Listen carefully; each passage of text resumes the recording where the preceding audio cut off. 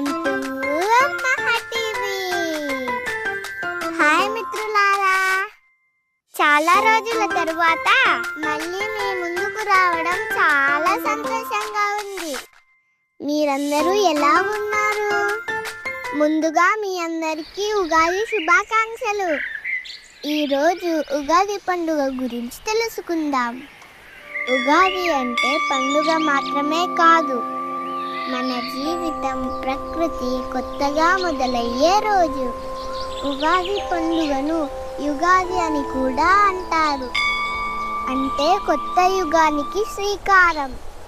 మన సృష్టికర్త అయిన బ్రహ్మదేవుడు ఈ రోజునే మన సృష్టిని ప్రారంభించారని పురాణాలలో చెబుతారు.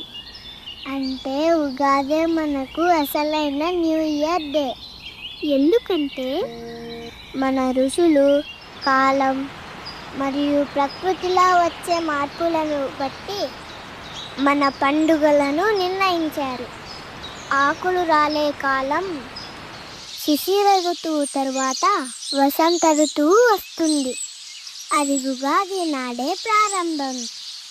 అందుకే ఉగాది నుండి చెట్లన్నీ కొత్త కొత్త ఆకులతో కలకలలాడుతూ ఉంటాయి.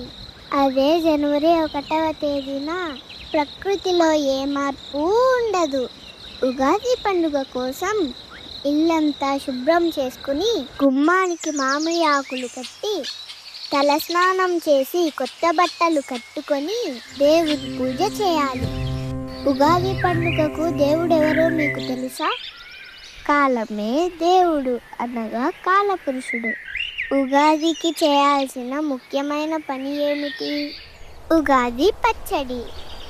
ఉగాది పచ్చడి జీవితం నేర్పే గొప్ప పాఠం. దీనిలో 6 రకాల రుచులు ఉంటాయి: తీపి, పులుపు, చేదు, కారం, ఉప్పు, వగరు. మన జీవితంలో వచ్చే ఓటమి, గెలుపు, కష్టము, సుఖము, సంతోషము, బాధ లాంటివి అన్నమాట. అంతేకాకుండా పంచాంగం గురించి కూడా తెలుసుకోవాలి. కొత్త సంవత్సరం ఎలా ఉండబోతోందో అని తెలిపేదే పంచాంగం.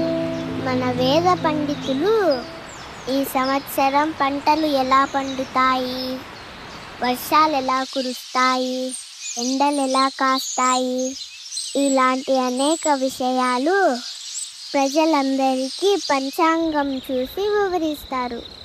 ఈ పంచాంగ శ్రవణం మన భవిష్యత్తుపై ఒక ఆశను కలిగిస్తుంది. అన్నిటికంటే ముఖ్యమైనది, అమ్మ అనేక రకాల పిండి వంటలు తయారు చేస్తుంది.